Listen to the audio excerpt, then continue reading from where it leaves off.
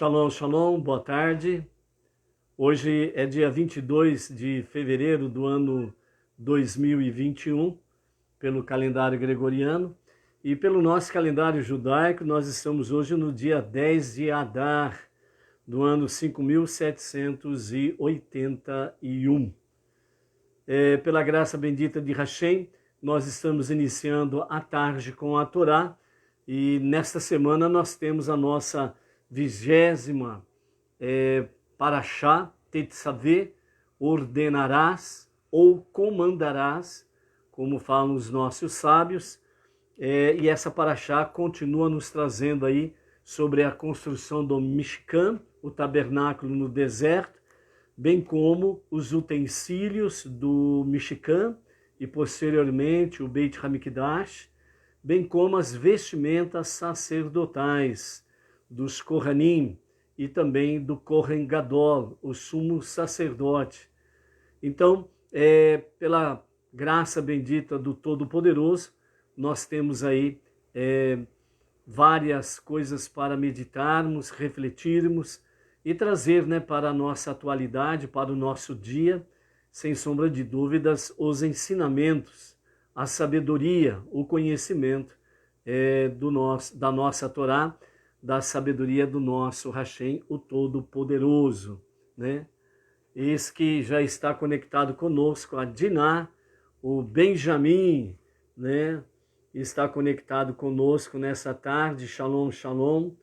Hoje nós temos também, a Gabriela, a Gabi e o Miguel, que estão ao vivo aqui conosco, em nossa casa, no nosso, entre aspas, no nosso estúdio. Os nossos netos estão aí conectados conosco nessa tarde também. Baruch Hashem por isso daí. A gota de sabedoria do Rebbe de hoje diz assim: peça o conselho de um médico amigo. Ser amigo faz uma grande diferença.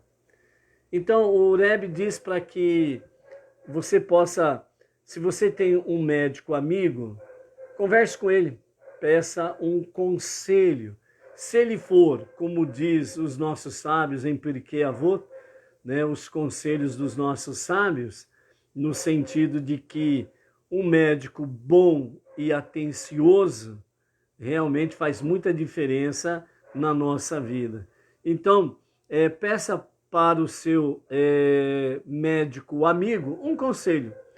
E ele, sendo de fato bom e atencioso, ele te dará um bom conselho e você poderá seguir a sua trajetória mais tranquilamente, ok? Shalom, shalom, Donária está aí já conectado conosco, direto de Portugal, Baruch Hashem. A nossa aliá de hoje é a nossa segunda aliá, e nós estamos aí vendo sobre os utensílios e as vestimentas sacerdotais para o nosso dia a dia da nossa Parashá de hoje. Uma das coisas que nós não podemos esquecer é sobre o altar de bronze, que nós vimos na nossa Parashá passada, onde o altar de bronze no hebraico se diz Mizebeach.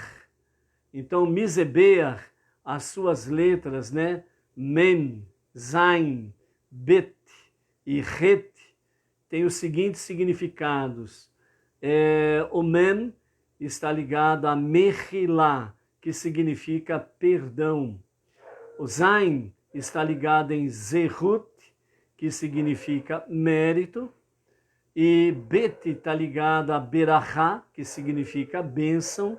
E Het está ligado a Haim, que significa vida.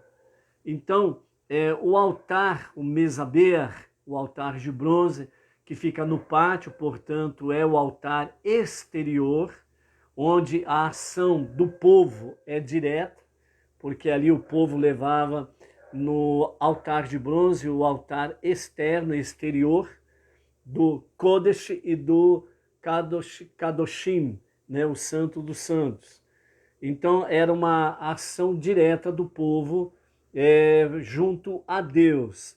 No altar interno, onde tem ali o altar do incenso, o candelabro, a mesa dos pães, onde somente os Kohanim, os sacerdotes, entravam, né? Já ali eles fazendo aquela ponte entre o pátio externo e o Kadosh Kadoshim, o Santo dos Santos. E o Kohen Gadol, o sumo sacerdote, que entrava uma vez por ano em Yom Kippur, o dia do perdão, onde entrava no Santo dos Santos, Kadosh Kadoshim, onde estava a arca do testemunho. E ali então o Kohen Gadol, ele estava literalmente representando todo o povo, né? E então era algo ímpar, uma vez por ano, quando o Kohen Gadol ali entrava. Mas o altar de cobre, o altar externo, o altar que ficava no pátio, era onde realmente o povo tinha uma conexão direta com Deus, porque ali era onde eles levavam os sacrifícios, né? Então, dessa forma, como não temos hoje nem o Mishkan e nem o Beit HaMikdash em Jerusalém, então como que nós interagimos com Deus através do altar de cobre? É uma coisa que nós não podemos esquecer. Esse altar de cobre, onde os sacrifícios eram diários, portanto, diariamente o povo estava indo e vindo no pátio do Mishkan, o tabernáculo no deserto, ou o Beit HaMikdash em Jerusalém. Então, diariamente o povo ia e vinha, e isso significa para nós, como não temos hoje nem o Mishkan, nem o Beit HaMikdash, que nós precisamos continuar interagindo com Deus através do altar de cobre, que fica na parte externa, onde o povo tem acesso.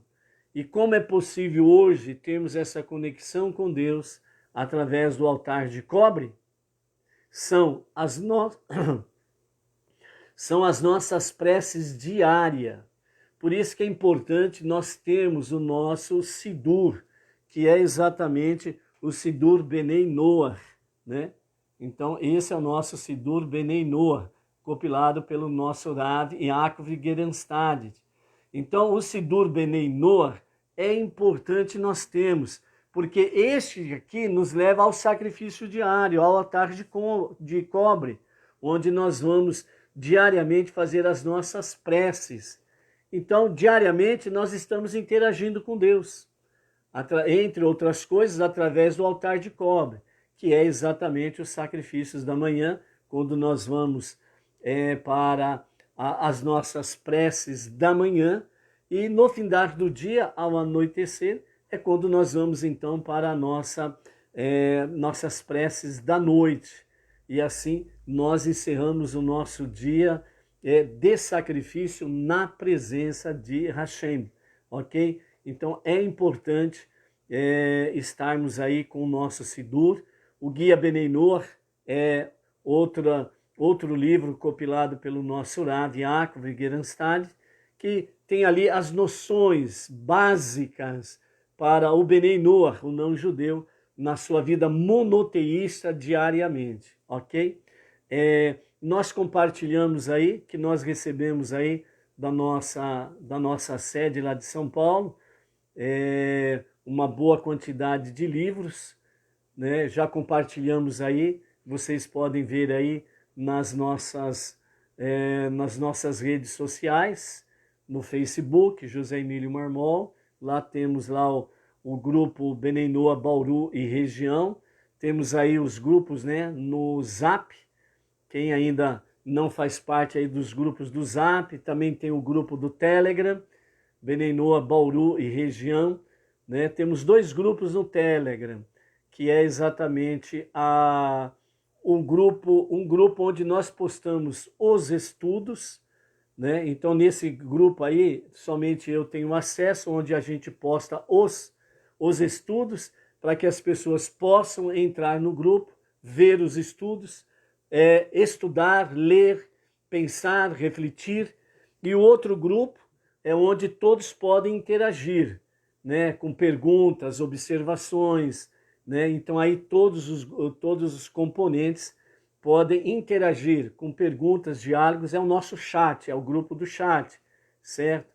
Então é importante também nessa questão aí ter, né? Então, pela graça bendita de Hashem, temos aí, né, o Facebook, o YouTube e o Telegram e o Zap, onde temos aí os grupos para interagirmos, ok? Então, qualquer dúvida, qualquer questionamento, é só entrar aí num desses 4 e aí poderemos estar interagindo com essa questão aí também, ok?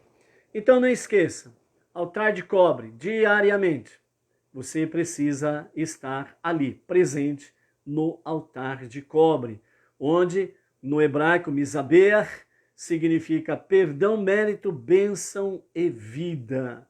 Então por isso que as nossas preces diárias, que representa o nosso sacrifício diário no altar de cobre, estamos ligados em perdão, mérito, bênção e vida, ok? Então vamos lá nessa conexão com o nosso Hashem, certo? Como nós vimos na liá de ontem, né, Moisés ele precisava conectar todo judeu, conexão, juntamente a Hashem. E isso fazia com que o povo pudesse se elevar mais, se tornar forte na sua emuná, na sua fé, na sua confiança ao Todo-Poderoso, e ao mesmo tempo o próprio Moshe ia se fortalecendo. E esse precisa ser, né? Essa precisa ser uma das preocupações, sem sombra de dúvidas, das nossas lideranças. O Rav Yaakov, juntamente com os rabinos Michel Tabassinic e Shimon Brand, sempre tem tido essa preocupação de conectar os Beneinor, os não-judeus, nessa conexão com Deus. E os emissários, as lideranças regionais, têm aí, pela graça bendita de Hashem, também têm tido essa preocupação de conectar os grupos, os membros, nessa conexão com Hashem, né? E essa precisa ser realmente a nossa preocupação. Mas isso precisa ser um efeito no estilo bom sentido, no estilo dominó.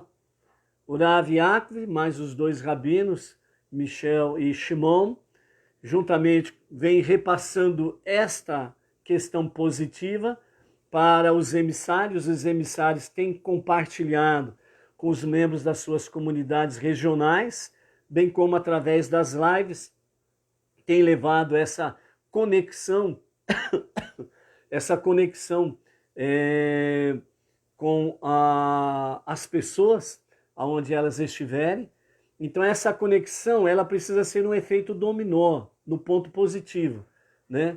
Os rabinos trouxeram essa conexão para os emissários levam as suas comunidades ou através das lives, aqueles que têm contato, e cada um levando esse efeito dominó à frente. Você levando tendo essa preocupação de levar essa comunicação, levar o conhecimento da Torá, a unidade, a unicidade de Hashem, a outras tantas pessoas que você tem contato.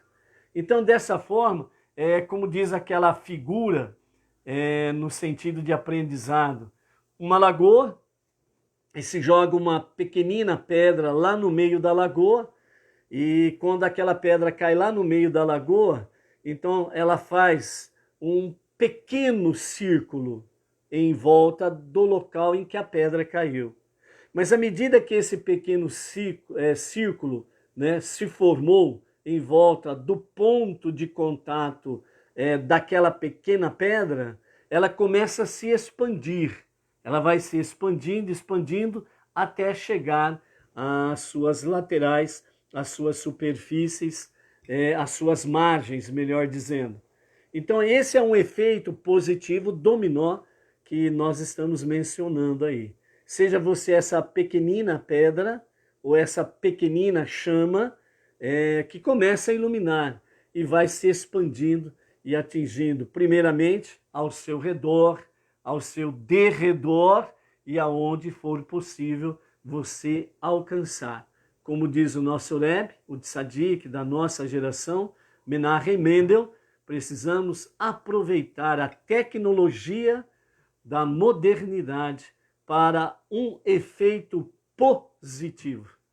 Esta é uma das questões que nós estamos aí usando a tecnologia, as mídias sociais, né, celulares, computadores, né, e essa tecnologia para usarmos de uma forma positiva e um efeito dominó positivo para poder alcançarmos de norte a sul, leste a oeste, numa linguagem figurada, né, os quadrantes da Terra, ok? Baruch Hashem.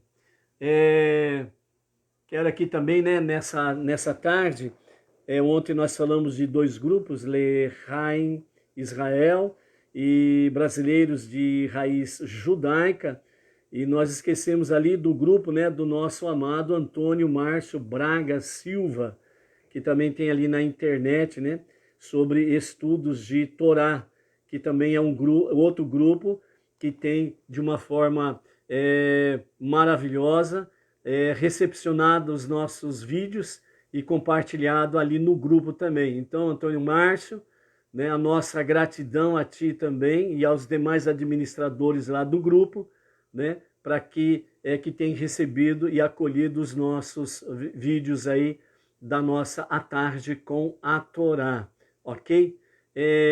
Coloca o nome correto do grupo aí, Antônio Márcio, que no momento aqui deu um branco, esqueci o nome do grupo correto, para que as pessoas possam, através do Facebook, também estarem ali se associando, né, somando-se ao grupo para compartilhar cada vez mais a Torá, ok?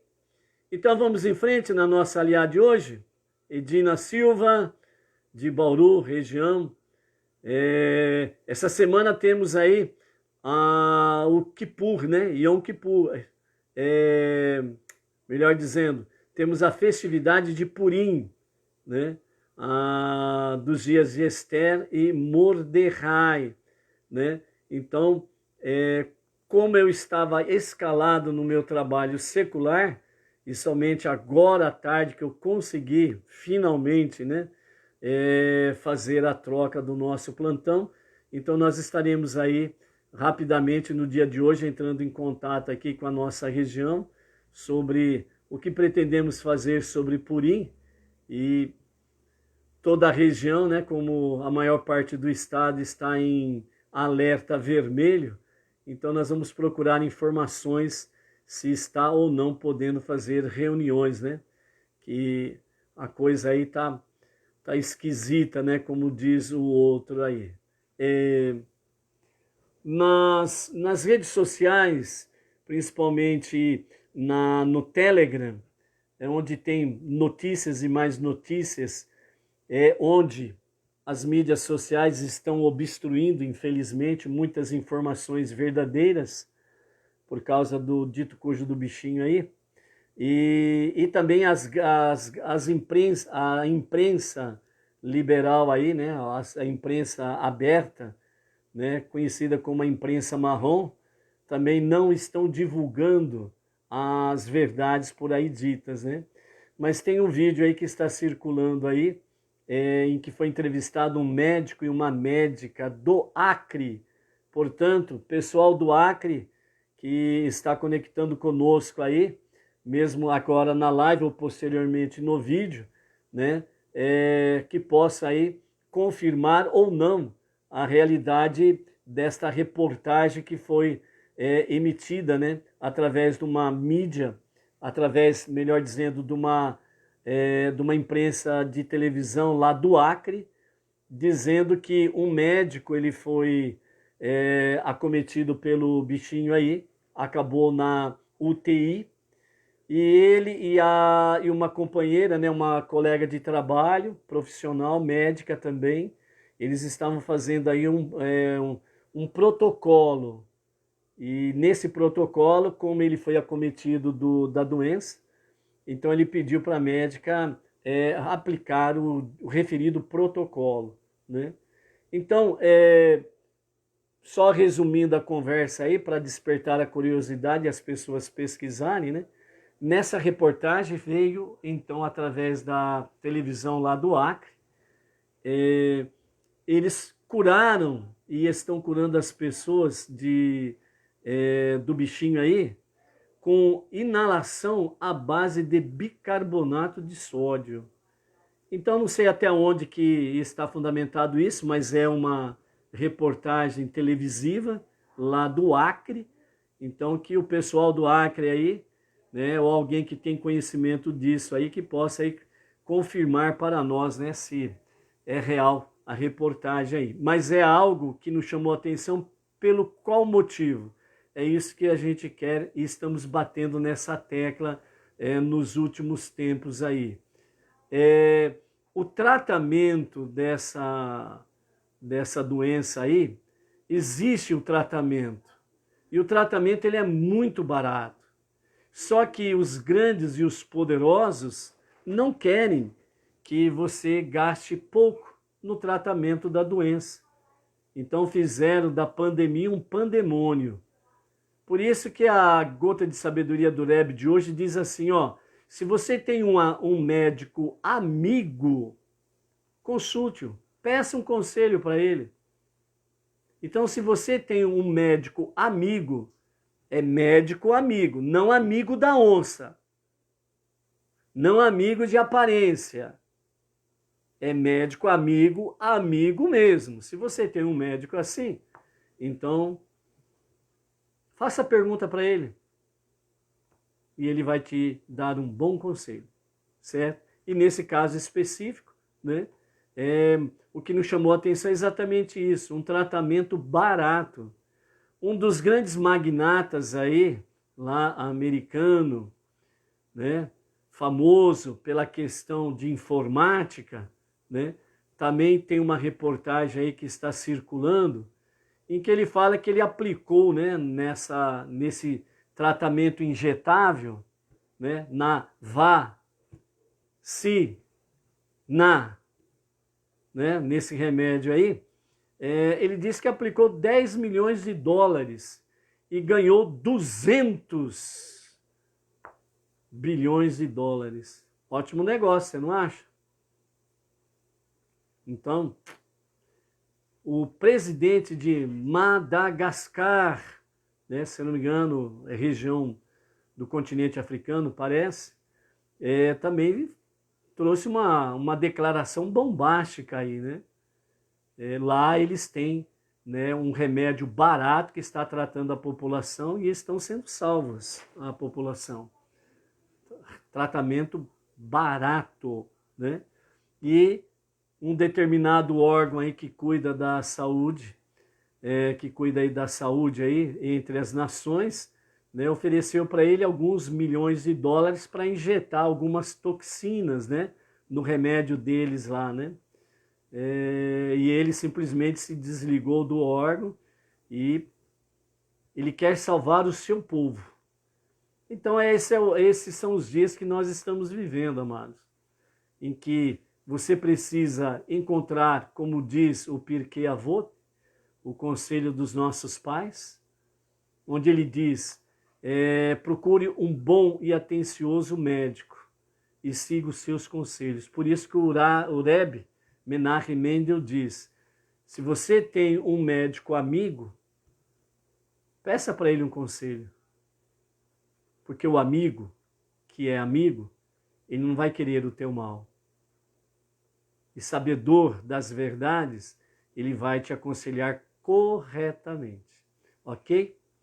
Não esqueça, nem tudo que brilha é ouro. Entendeu? Nem tudo que brilha é luz.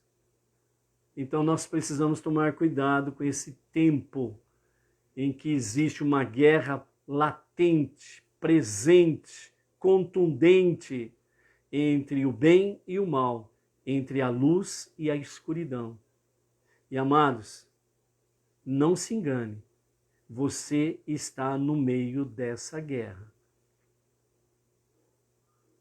O que as trevas e aqueles que estão ao serviço do mal, o que eles não querem é o seu bem.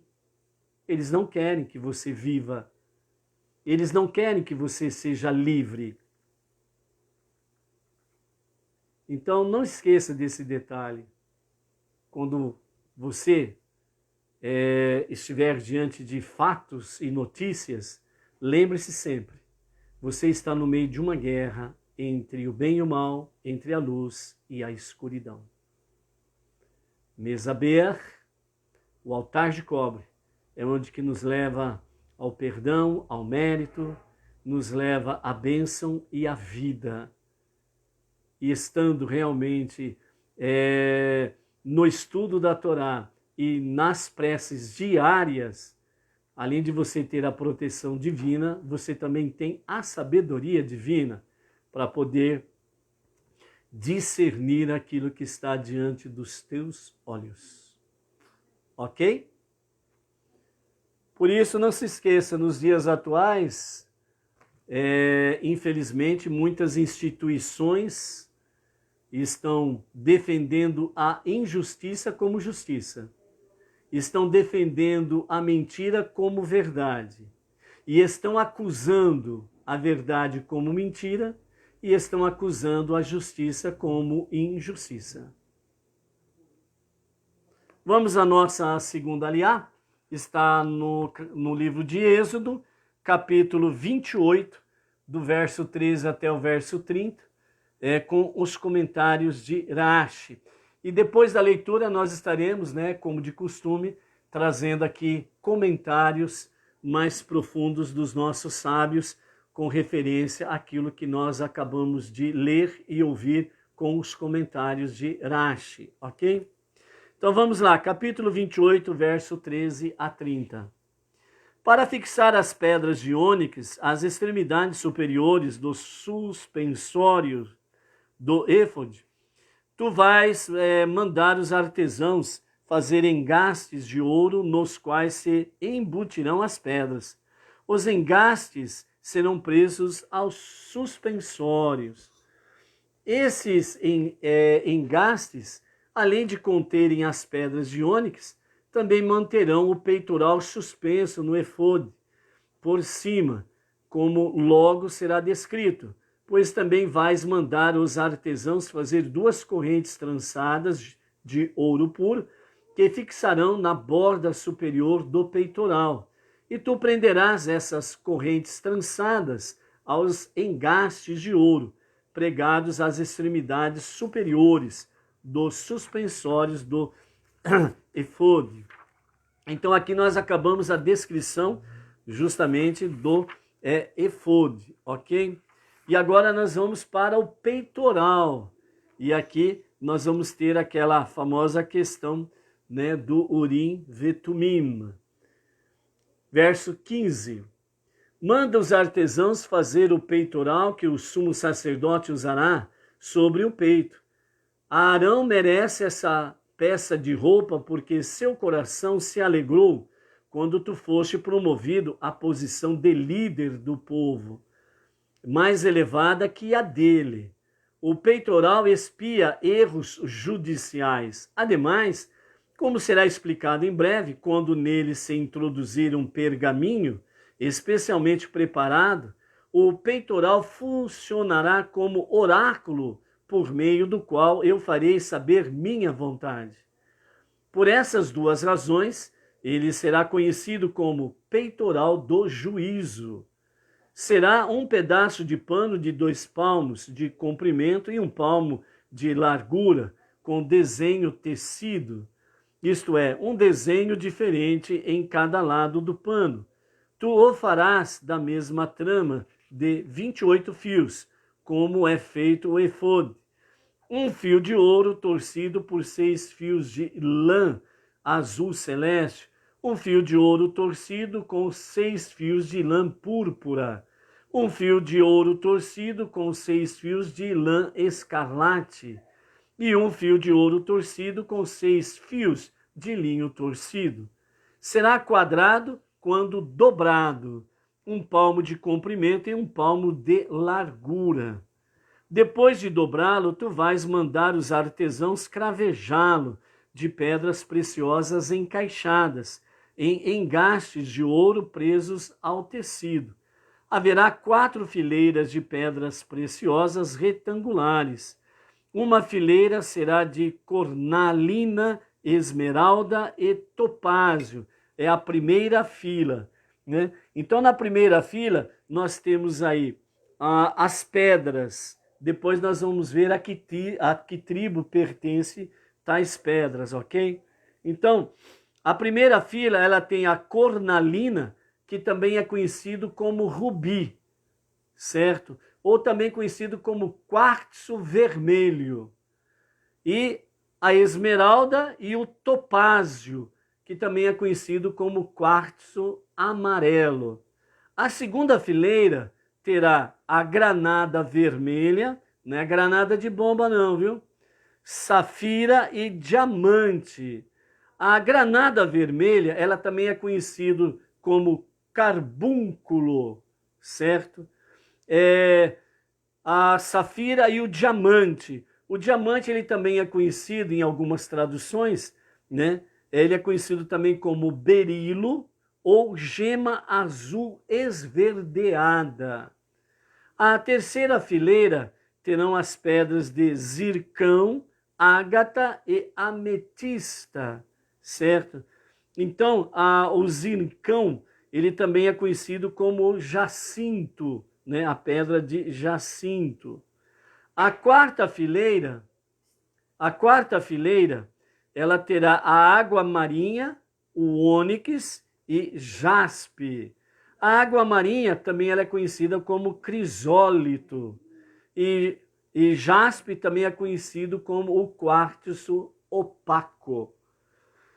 Cada engaste será feito na medida certa para a pedra que nele se embutirá, de modo que as 4 fileiras de pedras estarão completamente engastadas em ouro em seus encaixes. As pedras preciosas levarão os nomes dos filhos de Israel, todos os 12 pelo nome. O nome de cada um será gravado como que sobre anel de sinete para todas as 12 tribos. A fim de que o peitoral funcione como oráculo, o alfabeto hebraico inteiro deve estar sobre as pedras. Porém, os nomes das tribos não contêm todas as letras. Para corrigir essa situação, manda gravar o nome dos patriarcas Abraham, Isaac e Jacob sobre a primeira pedra acima do nome de Ruben ou Ruven. Então, nas 4 fileiras, cada fileira tem 3 pedras paralelas, né? Então, nessas 4 fileiras, na primeira lá em cima, como é dito que o nome das 12 tribos de Israel é para serem escritos, né? Na forma de nascimento de cada tribo. Então, na primeira pedra, onde tem lá o nome de Reuven, então acima do nome de Reuven, então para que haja todo o alfabeto hebraico, né, no peitoral do Kohen Gadol, então acima do nome de Reuven escreveu-se o nome dos patriarcas, Abraham, Isaac e Jacob. E também as palavras, as tribos de Yeshurun. Yeshurun é um nome poético que se faz referência a Israel. Então, as tribos de Israel, as tribos de Yeshurun, certo? Um nome poético para Israel. No hebraico se fala Shivite Yeshurun. Yevite Shivite Yeshurun. Onde que era para escrever essa expressão? Shivite Yeshurun. Sobre a última pedra, né? Então, a última pedra nas 4 fileiras, lembrando que o hebraico é da direita para a esquerda. Na primeira pedra, lá em cima, onde está Reuven, à direita, acima do nome dele se escreveu o nome dos patriarcas, Yitzhak, Avraham, Yitzhak e Yaakov. Agora, na última fileira, a quarta fileira, na última pedra à esquerda, finalizando as 12 tribos, Shivite e Yeshurum. Esta expressão foi escrita abaixo do nome de Binyamin. Então, desta forma, né, o peitoral do Kohen Gadol, então, continha todo o alfabeto hebraico, certo?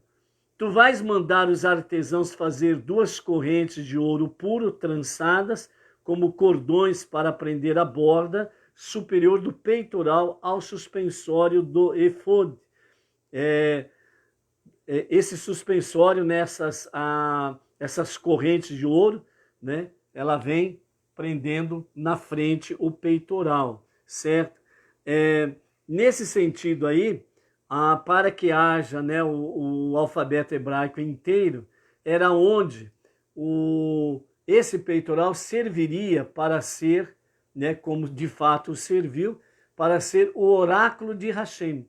Através disso, Deus falaria com o Kohen Gadol, e o Kohen Gadol transmitiria a vontade de Hashem, a resposta de Hashem ao questionamento para o povo, certo? Então, era através disso daí, e nós vamos ver mais detalhes na frente aqui. Tu vais mandar então fazer as argolas para prender o peitoral e fixar as 2 argolas nos 2 cantos superiores do peitoral. Tu vais mandá-los passar as 2 tranças de ouro através dessas 2 argolas nos cantos superiores do peitoral. Então, manda-os prender as 2 extremidades de cada uma das 2 tranças nos 2 engastes de ouro que vais tê-los feito fixar na parte da frente do suspensório do efod. Para segurar o lado inferior do peitoral, de modo que ele não oscile nem para frente nem para trás, sobre o abdômen, né, do Kohen Gadol, tu vais mandá-los fazer mais 2 argolas de ouro e prendê-las nos 2 cantos inferiores do peitoral, isto é, nos cantos de suas bordas, que está de frente para o efod. Pode-se dizer que a borda inferior do peitoral está de frente para o efod, porque a parte que se assemelha a um avental se enrola para a frente, cobrindo parcialmente a região anterior das pernas do sumo sacerdote. E assim suas bordas laterais ficam diretamente abaixo das bordas laterais do peitoral. E as argolas serão fixadas por dentro da dobra do peitoral. Então vais mandar os artesãos fazer um terceiro conjunto de 2 argolas de ouro e prendê-las na borda externa das extremidades inferiores dos 2 suspensórios do efod. Isto é, junto ao local onde as tiras são unidas ao cós da traseira do efod. Manda-os fixar as argolas um pouco acima do cinto do efod, de tal maneira que fiquem niveladas com as argolas presas nos cantos inferiores do peitoral. Juntarão a parte inferior do peitoral por suas argolas, as argolas do efod, com cordão de lã azul celeste, para que o peitoral esteja ligado com a frente do cinto do efod. Não se desprenderá o peitoral do efod, sendo proibido desatá-lo. Vestindo o peitoral e suas pedras gravadas, Arão portará os nomes dos filhos de Israel no peitoral do juízo, sobre seu coração, quando entrar no tabernáculo, como lembrança constante diante de Deus. Colocarás um pergaminho com a inscrição do nome de Deus dentro da dobra do peitoral do juiz. Esse pergaminho será conhecido como os Urim Vetumim, porque transforma o peitoral em oráculo luminoso que está ligado à sua raiz Or, luz. Então, Urim é o oráculo luminoso e estará ligado também ao Vetumim, que é precioso, que tem a sua raiz em Tamim, certo? Então, é Urim Vetumim, ou seja, o oráculo luminoso e precioso, ou preciso, melhor dizendo, né? Então, é um oráculo luminoso e preciso. Por isso que quando o Kohen Gadol, ele ia consultar a Hashem através do Urim Vetumim, então as letras do alfabeto hebraico brilhavam numa sequência, né, em que o Kohen Gadol, ele ia observando as letras luminosas, automaticamente formavam palavras, frases, e ali vinha então a revelação da vontade divina. Para você entender isso de uma forma bem simples, é só você lembrar da datilografia. Lembra da datilografia? Máquina de escrever? Tec, tec, tec, tec, tec, tec. Depois foi atualizada e modernizada com o teclado de um computador. Aí se modernizou mais um pouco, aí virou o teclado do celular. Você vai escrevendo letra por letra, que vai formando uma palavra. E você observa que tanto na datilografia como na digitação, através de computador ou celular, quando você digita uma letra, ela brilha lá na tela.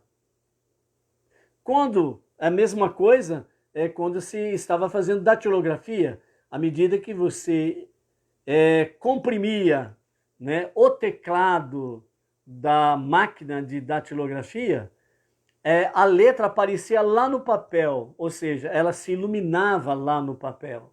E à medida que você ia escrevendo letra por letra, você formava uma palavra. E nessa sequência se formam palavras, frases, e aí nós falamos, né, aquilo que as letras se formam. Era isso que o Kohen Gadol via na sua consulta ao Urim Vetumim. E era preciso, por isso que precisava realmente de todo o alfabeto hebraico. Por isso que no peitoral, né, na primeira pedra lá em cima, né, ligado ao nome de Reuven, foi escrito o nome dos patriarcas. E na última pedra à esquerda, né, a última tribo, Beniamim, foi escrito então o Shivite Yeshurum, né, que representa exatamente as 12 tribos de Israel por nascimento. Dessa forma, então, se formou o alfabeto hebraico inteiro no peitoral. Posteriormente a isso, a orientação de Hashem a Moshe era sobre um pergaminho. Nesse pergaminho, o que estava ali escrito? Colocarás um pergaminho com a inscrição do nome divino dentro da dobra do peitoral. Ou seja, é como um envelope. O peitoral, ele dobrado, ficava quadrado, certo? E esse pergaminho que tinha apenas a inscrição do tetragrama sagrado. As 4 letras que correspondem ao tetragrama sagrado do nome divino. Essas 4 letras, né, que faz parte do próprio alfabeto hebraico, então foi escrito o nome divino, o tetragrama, nesse pergaminho, ele foi dobrado, ficando quadrado, e foi colocado dentro do Urim Vetumim, o peitoral do Kohen Gadol. É um envelope sendo colocado uma correspondência dentro dele, para entender o que foi feito. E quando realmente o Kohen Gadol ia consultar o Eterno, então ele abria esse Urim Vetumim, o tetragrama brilhava e as 12 pedras que estavam ali contidas, todo o alfabeto hebraico, Então, ia numa sequência, né, em que Deus respondia o questionamento e o Kohen Gadol ia somando as letras, formando palavras, formando frases e dava o recado ao povo da vontade divina. Essa é a forma simples para nós entendermos o que vem a ser Urim Vetumim, ok?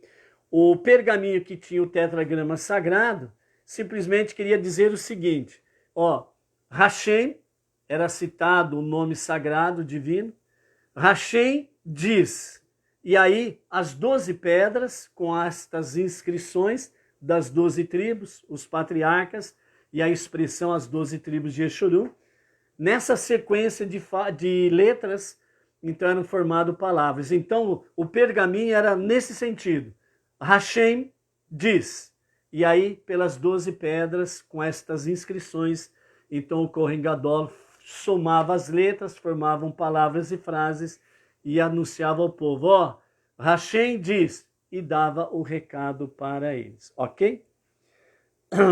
Então, dessa forma, nós temos aí o oráculo luminoso e preciso, Urim Vetumim, colocados dentro da dobra do peitoral, os Urim Vetumim, então estarão sobre o coração de Arão, quando ele se puser diante de Deus. Isto é, toda vez que ele entrar no santuário, assim paramentado, Arão portará sobre seu coração o instrumento de juízo para os israelitas, sempre que entrar no santuário e se puser diante de Deus. O peitoral só funciona como oráculo em virtude dos Urim Vetumim. No entanto, eles não são parte integrantes do peitoral. Na ausência deles, ainda se considera que o sumo sacerdote, o Kohen Gadol, está vestido de modo pleno e apropriado, mesmo sem o peitoral atuar como oráculo, né? Ou seja, na realidade, Deus, ele provisoriamente, ele providenciou o Urim Vetumim para que houvesse uma conexão cada vez mais a Deus, uma conexão direta com Deus. E ao mesmo tempo ele já deu a instrução de que, mesmo que o Kohen Gadol não esteja com o peitoral Urim Vetumim, não significa que o Kohen Gadol não está vestido adequadamente para entrar no santuário. Porque o Urim Vetumim, o peitoral, não faz parte das vestimentas do Kohen Gadol. Certo? Não faz parte, né, da vestimenta do Kohen Gadol. Hoje nós vamos trazer algumas coisas a mais sobre estes detalhes até aqui. E amanhã nós vamos trazer realmente o significado das 8 vestimentas do Kohen Gadol, né? Não vamos trazer tudo de uma vez para não causar indigestão, ok? Então, nós encerramos aqui a nossa segunda aliá e nós vamos agora aos comentários mais profundos e mais elevados dos demais sábios do nosso povo, que através da Hassidut, dos ensinamentos, né, vem trazer para nós um conhecimento um pouco mais profundo de tudo isso daqui que nós temos lido até aqui, ok? Então vejam bem, nessa porção Tetzaveh que nós temos aqui, começa com uma proclamação muito clara, em que Deus diz a Moshe, ordenarás aos filhos de Israel. Então é uma ordenança, uma ordenança. Esse é o diferencial porque os judeus, eles guardam o Shabat e os Benei Noach honram o Shabat. Tu ordenarás, Tetzaveh, aos filhos de Israel. Certo? Então, por isso, os judeus guardam, porque lhes foi ordenado especificamente. O Benei Noach, que abraça a fé monoteísta, não lhe foi ordenado, por isso que ele honra o Shabat. Qual que é o peso de santidade diante de Deus? Qual é que tem mais valor diante de Deus? E esse pode ser o questionamento de muitos Benei Noach. Porque tem muito Beneinô que diz assim, por que eles podem fazer e nós não fazemos? Por que eles guardam o Shabat e nós honramos o Shabat? Eles não trabalham no Shabat e nós trabalhamos no Shabat. Então, muitas vezes, o Beneinô, aqueles que saem do mundo religioso secular e, ao ser descortinado, à luz da Torá, eles abraçam o verdadeiro monoteísmo, ombro a ombro com os judeus, prestam serviço do coração, serviço de amor a Hashem, e aí começa realmente começa a se colocar em ordem a casa. É preciso colocar a casa em ordem. Então, resumidamente, breve, bem breve, o filho primogênito de Deus é o povo judeu. Ponto. Ponto. A menina dos olhos de Deus é o povo judeu. Ponto. Se alguém quer questionar isso, entre no escritório divino, vai conversar com Hashem. Vai discutir com ele. Se ainda não conseguiu entender, não desiste da jornada. E a melhor forma é você ir para o escritório. Que escritório é esse? É o seu particular com Deus. Aí você chega lá com Deus, conversa com Deus, pô. Você é filho, ele é pai. Não podemos esquecer que ele é pai de toda a humanidade. Não é só dos judeus. Ele é pai de toda a humanidade. Por quê? Porque Deus criou o homem à sua imagem e semelhança. Ele criou o ser humano à sua imagem e semelhança. Sem distinção. Ponto. Então o filho primogênito é ordenado. Os demais filhos é aconselhado. E aquele que faz, seguindo as orientações da Torá através dos rabinos, então ele está no mesmo nível, como disse Sofonias, ombro a ombro com os judeus. Então qual que é o serviço mais importante para Deus? Os dois.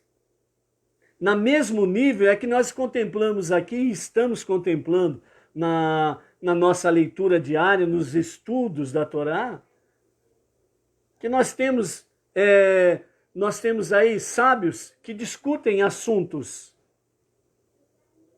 Um diz A, outro diz B, mas não é por isso que eles são separados. Não é por isso que eles são apartados de Deus. Não é por isso que eles estão apartados da Torá. Então, desta forma, o que acontece? Tanto o serviço judaico dos judeus, tanto o serviço judaico dos Benei Noach, com a orientação rabínica, tem o mesmo valor diante de Deus. Ponto. Não se discute mais isso, gente. Não tenha mais dúvida dessas coisas. Eles não são mais e nós não somos menos. Nós somos filhos. E como nós conhecemos muito bem o que é ser filho dentro de uma família, nós também sabemos que na nossa família tem um filho primogênito. E esse filho primogênito é lhe dado toda a responsabilidade e toda a confiança. Por isso, na própria família, quando nasce o primeiro filho, seja ele ou ela, sobre ele se coloca todo o peso de responsabilidades e etc.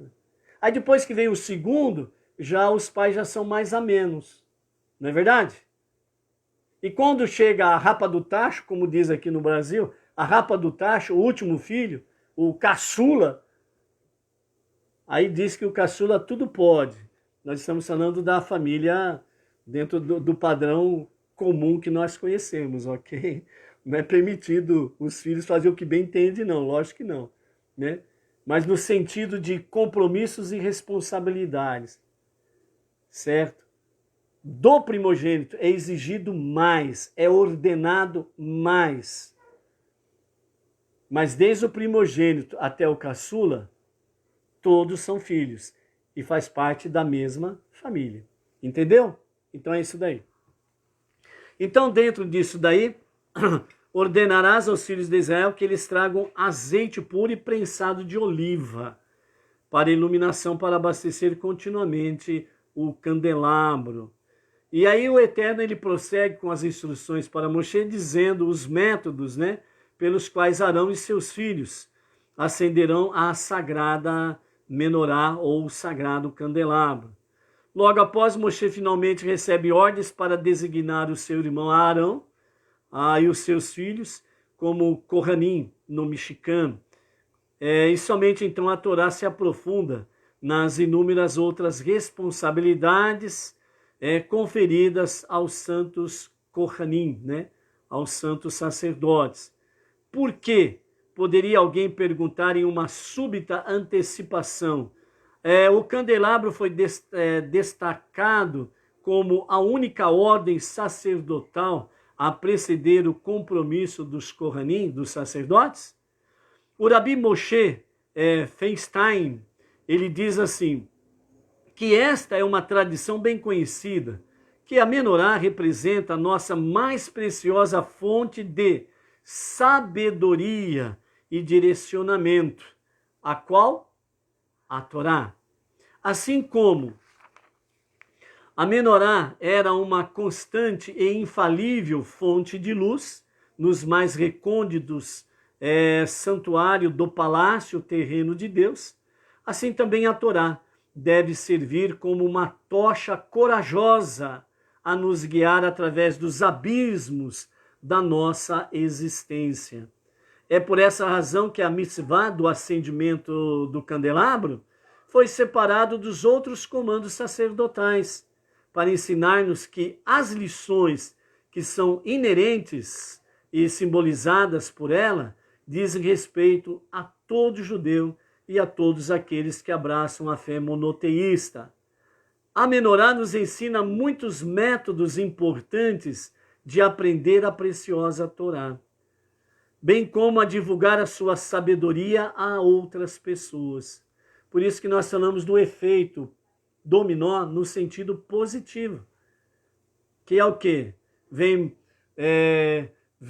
Vamos resumidamente, vem Moshe, os sábios do povo, através dos milênios, vem os rabinos na era mais moderna, chega até o nosso Rebbe, o sétimo Rebbe, Menachem Mendel, o tzadik da nossa geração, ele passa esse efeito para os rabinos do Hassidismo, e dessa forma os rabinos, além de passar para os próprios judeus, obedecendo, né, a ordenança do Rebbe Menachem Mendel, a ordenança do Monte Sinai, vocês precisam se envolver com as nações e levar aos não-judeus o verdadeiro monoteísmo. E é o que tem acontecido realmente através destes milênios e das últimas décadas, essencialmente, certo?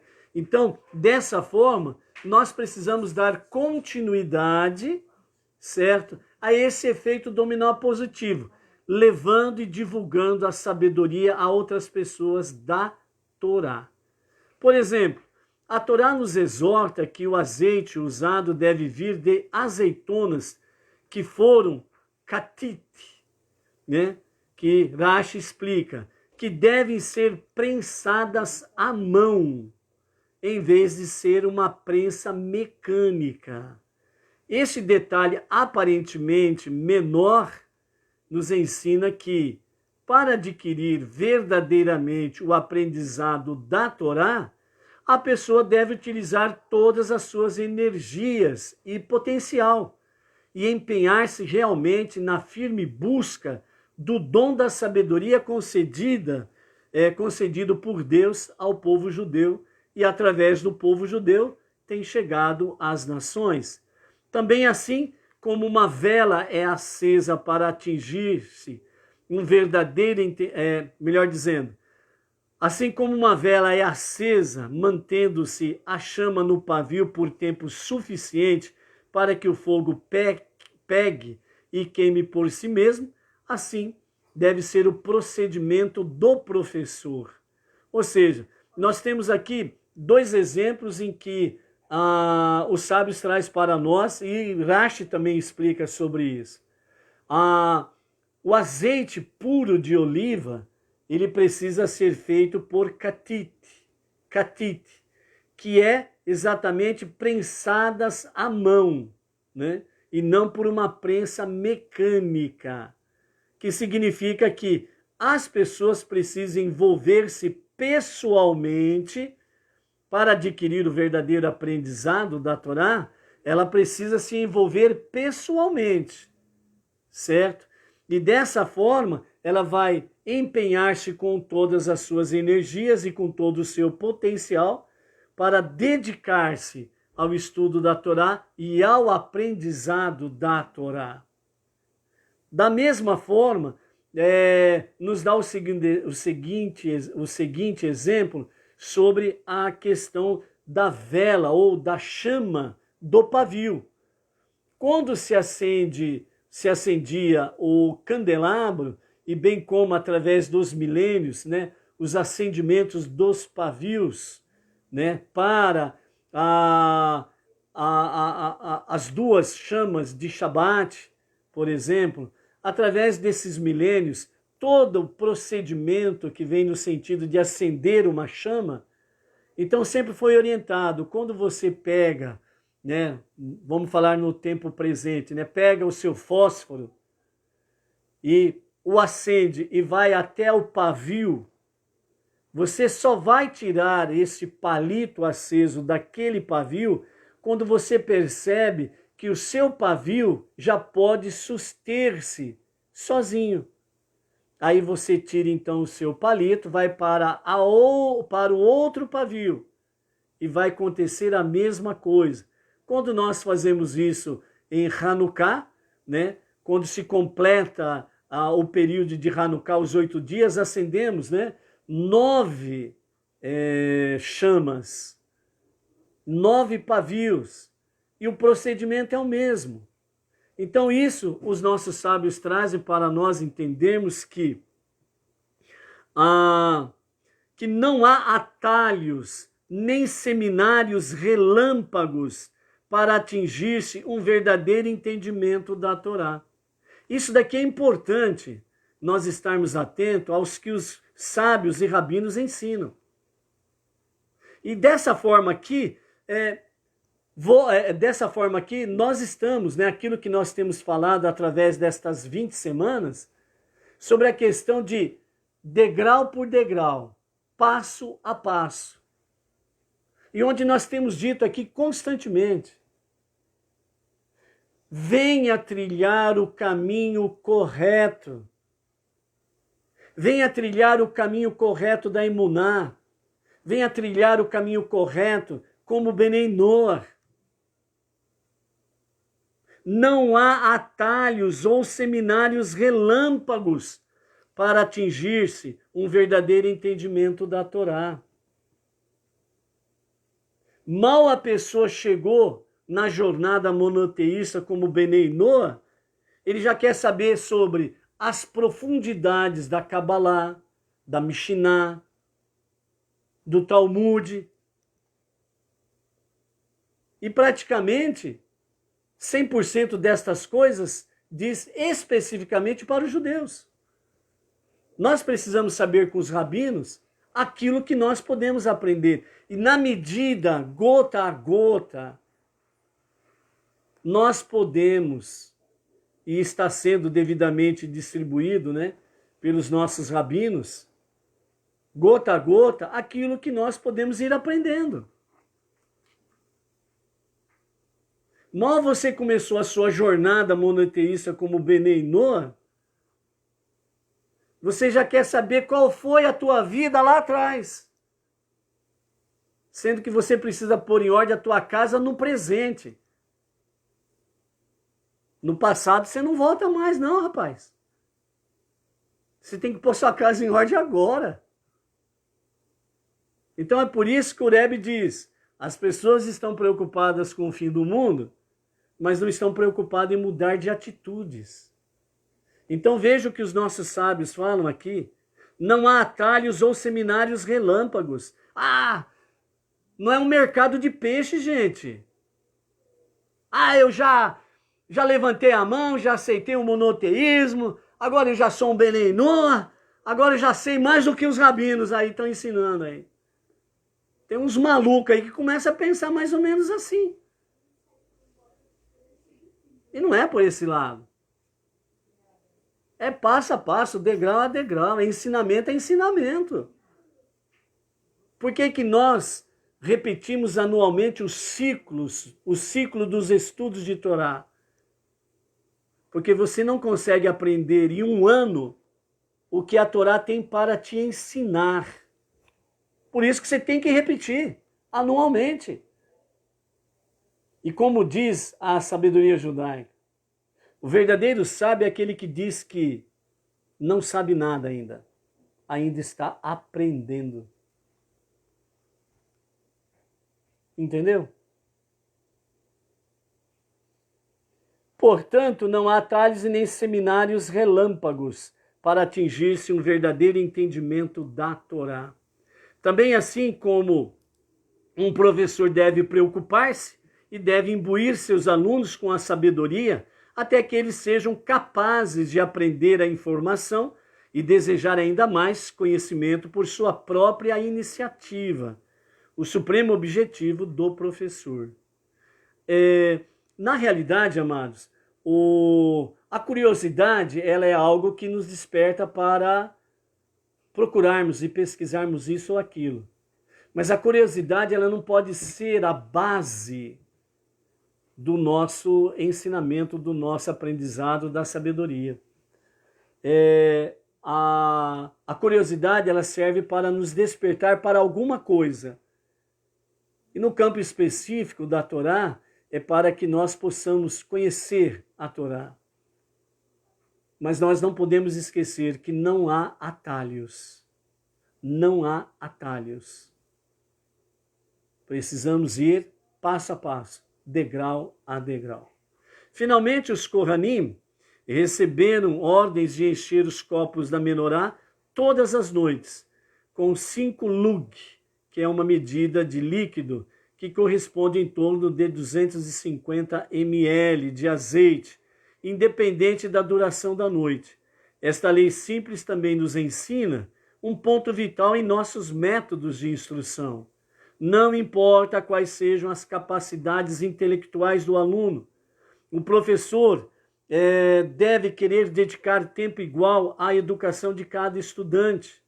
O professor não deveria pensar que o aluno brilhante possa entender por si só, porque esta falta de atenção por parte do professor pode fazer com que o aluno volte sua atenção para outros assuntos. E o estudante com problemas de compreensão jamais deve ser dispensado, como se lhe faltasse o potencial para tornar-se grande. Aqui nós temos duas categorias que na realidade não são separadas. Elas estão juntas. Elas não são separadas. Então aqui os nossos sábios dizem, o professor, ele não pode fazer distinção com aquele aluno que se destacou e deixá-lo de lado. Ele já sabe, ele é inteligente, ele tem um QI mais avantajado e deixar ele para lá. Aí vai ensinar o aluno no seu curso normal e natural. Então, os sábios dizem que não. Mesmo o aluno mais sábio, ou que tem capacidade de compreender mais facilmente, ele não pode sair debaixo da esfera do professor. Ele tem que aprender com humildade a submissão. A verdadeira sabedoria da Torá, ela vem através da verdadeira submissão ao professor. Caso específico, vamos dar nome à realidade. No caso específico, é submissão aos rabinos que estão aí, né, na nossa liderança Benenô Brasil. E aquele aluno que tem um pouquinho mais de dificuldade para aprender, ele também não pode ser deixado de lado. Ele precisa também estar debaixo da tutela do professor. Assim, quando ambos, o que aprende mais rápido e o que demora um pouco mais para aprender, ambos são juntos, numa mesma jornada, numa mesma caminhada, no mesmo serviço a Deus. E o serviço dos dois para Deus tem o mesmo valor, tem o mesmo sentido. Então, por isso, né, a dedicação e a preocupação e o zelo do professor é nesse sentido. Os alunos sempre estando debaixo da sua tutela, para que possam aprender corretamente. Por quê? Porque não existe atalhos ou seminários relâmpagos para se aprender a sabedoria da Torá. Uma coisa absurda que nós ouvimos no meio religioso secular, no meio religioso cristão. Tem pessoas, tem certos tipos de líderes, que nem conseguiu ainda distinguir a diferença de nariz e umbigo. E já sai batendo no peito que sabe mais do que rabino. Que rabino não consegue enxergar coisas na Torá que eles estão enxergando. E eles dizem, poxa vida, nós sabemos mais do que rabinos explicar o que está escrito aqui, por exemplo, em Gênesis. É uma petulância que não tem tamanho. Ou seja, foram pelo atalho, foram para seminários relâmpagos e ficaram iludidos que sabem alguma coisa. E na verdade não sabem a nada. A partir do momento que veio o orgulho, a prepotência, veio, né, o bater no peito, eu sei o mais do que o rabino, pronto, já caiu por terra.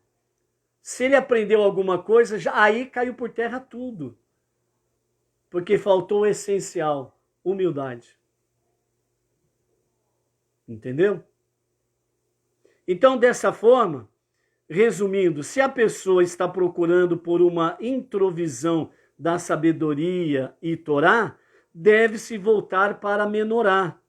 Como estímulo, o Talmud diz, aquele que deseja a sabedoria deve voltar-se para o sul, que é exatamente a localização da Menorá no templo, certo? Segundo o tratado Baba Batra 25b, nos diz isso.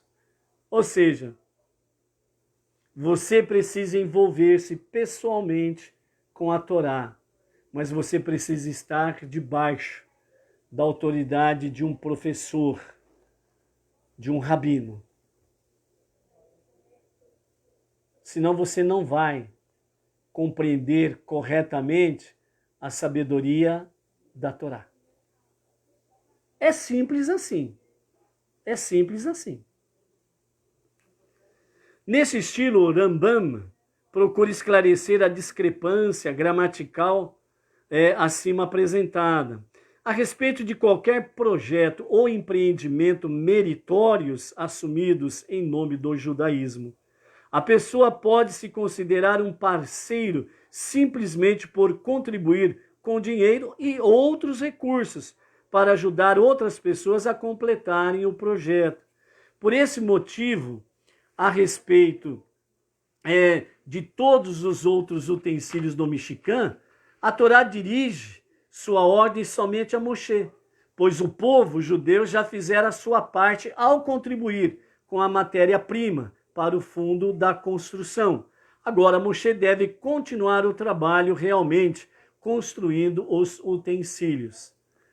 Vamos traduzir isso numa linguagem simples para todos os níveis entender. Tanto o aluno que tem um QI a mais, como aquele aluno que tem um pouquinho mais de dificuldade para compreender. Por isso que a Torá, ela tem que ser cada vez mais trazida a níveis elevados e profundos, mas com simplicidade.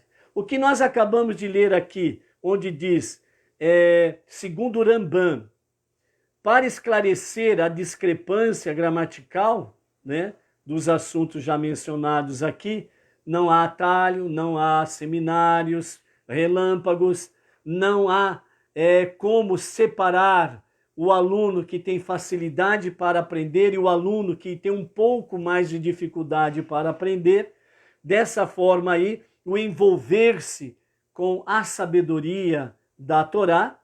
Então, Rambam diz que dessa forma, a respeito de qualquer projeto ou empreendimento meritórios assumidos em nome do judaísmo, a pessoa pode considerar-se um parceiro simplesmente por contribuir com dinheiro, tzedakah, ou outros recursos, que também está dentro da qualificação de tzedakah. Ou seja, você pode contribuir com os projetos do judaísmo que estão alicerçados exatamente no quê? Na Torá.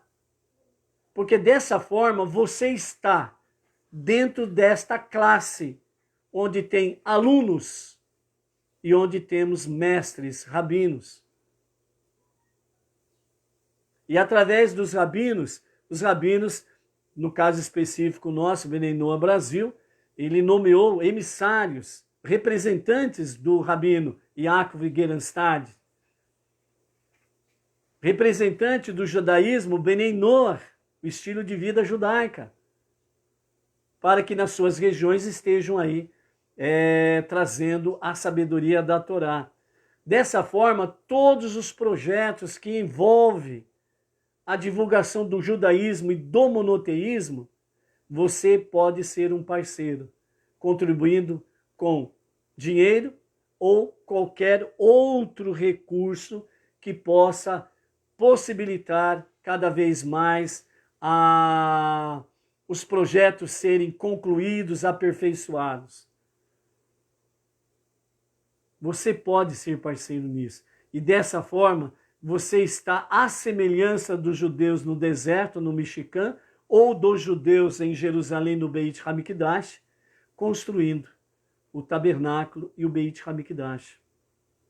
Porque, como diz o nosso Rebbe, a partir do momento que nós não temos os dois, nem o Mishkan e nem o Beit HaMikdash, então nós podemos fazer do grande templo, indestrutível, perfeito, que está nas regiões celestiais, fazermos um microcosmo desse Beit HaMikdash, aonde tem estudo de Torá e aonde se pratica tzedakah.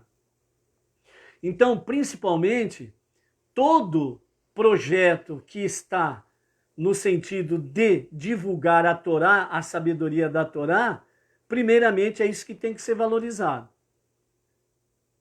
Segundo, aos necessitados, pobres, destituídos, órfãos, viúvas. Por quê? Porque à medida que se aplica nos projetos da sabedoria da Torá, onde tem estudos da Torá, sinagoga, lá na nossa sede, no Brooklyn, em São Paulo, onde temos lá o projeto, a nova sinagoga e o novo colégio Or Menachem, certo? Temos lá o projeto Minha Letra na Torá, o novo Sefer Torá, o novo rolo de Torá para os Bnei Noach no Brasil. E em qualquer lugar do mundo que esteja participando desse projeto Minha Letra na Torá, tem a sua participação nas bênçãos relatadas pela própria Torá. Então, são projetos que estão aí para serem feitos. Através do quê? Como diz Rambam, o povo traz os recursos, Moshe tem que fazer os utensílios. Ou seja, traduzindo de forma simples, o povo precisa trazer as suas ofertas, os seus dízimos, a sua tzedakah, voluntariamente, com amor, com alegria. E os nossos rabinos, principalmente o nosso Rav Yaakov Gerenstad, é ele que vai construir os utensílios, que são o quê?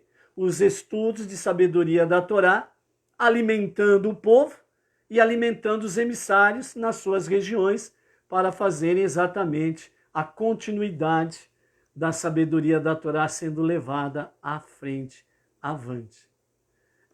Vamos aprender na próxima semana, nós vamos aprender a lição do Shekalim, o meio shekel. Resumidamente, simples para entender todos. O meio shekel era ordenança, portanto era uma mitzvah, um mandamento. Todo judeu, ele tinha que trazer meio shekel no Mishkan Beit HaMikdash. Meio shekel. E o próprio Eterno, ele traz a resposta, o porquê. Porque o meio shekel, tanto rico, ele traz meio shekel, ele não vai dar a mais. Assim como o pobre, ele vai trazer o seu meio shekel e não vai trazer a menos. Ou seja, ambas as categorias, o rico e o pobre, com meio shekel, todos se tornam participantes do projeto divino, do plano divino. Qual que é o plano divino? Transformar este mundo no lar de Deus. E como é possível isto? Fazendo cada vez mais vir a luz entre as nações, a luz da sabedoria da Torá. Por isso que nós precisamos ser participantes dos projetos do judaísmo para a luz da sabedoria da Torá ser expandida em nosso redor, ao nosso derredor, à nossa comunidade, à nossa cidade, ao nosso estado, ao nosso país e fora do país, aonde nós estamos, aonde você está. É isso que quer dizer aqui, de forma bem simples, amados. Simplesmente isso. Então, todos podem participar do meio shekel. Isto é mitzvah. É o mínimo que você pode fazer. Além disto, o que puder fazer está dentro da categoria daqueles que o fazem com amor e com alegria. Ponto final. Você decide o que você quer fazer, ok? Entretanto, este não é o caso quando se trata do estudo da Torá. Portanto, a ordem de construir a arca, que, como já foi mencionada antes, representa a Torá e o seu estudo, é dirigida não apenas a Moshe, mas a todo o povo judeu.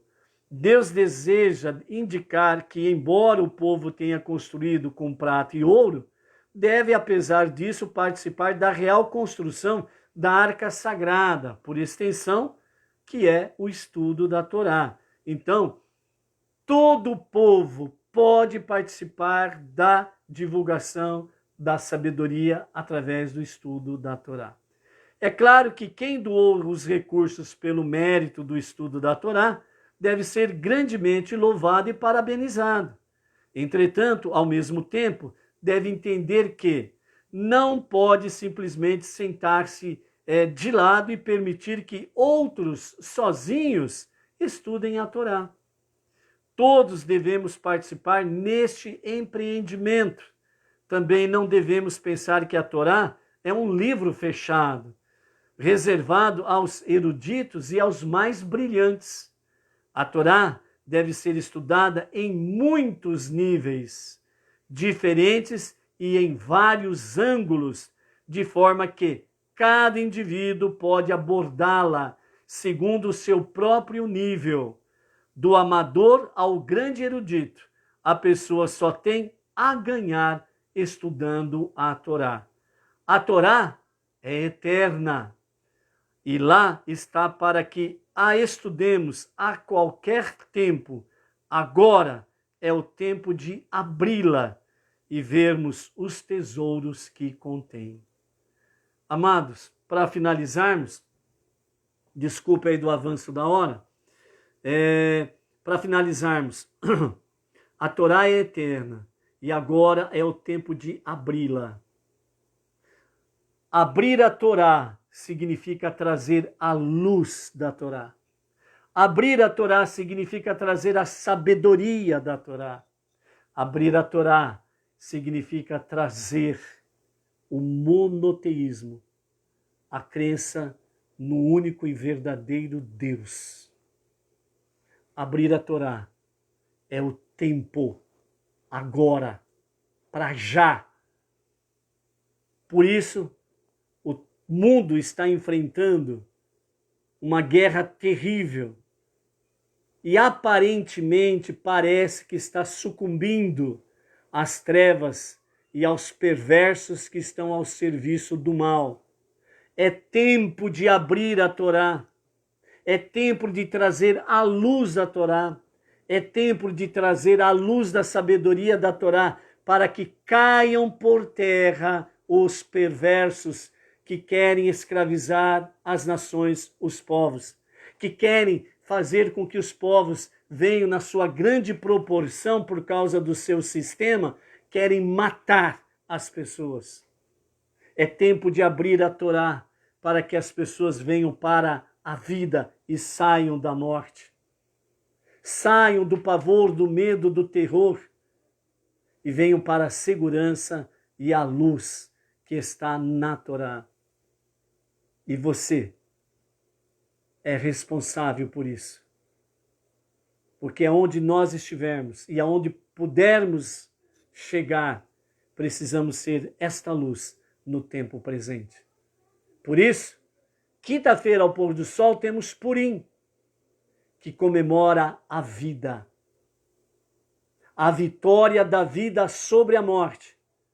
A vitória da luz sobre as trevas. A vitória do bem sobre o mal. A vitória dos poucos sobre os muitos.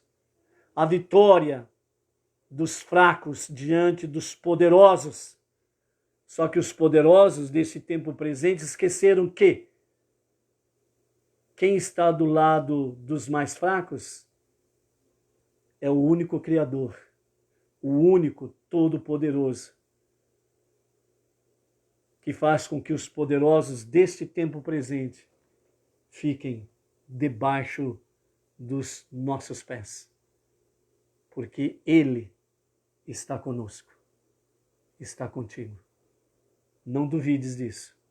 Seja forte, seja luz, seja uma Torá aberta, seja mensagem da vida e da salvação. Até amanhã, às 14 horas. Shalom, shalom.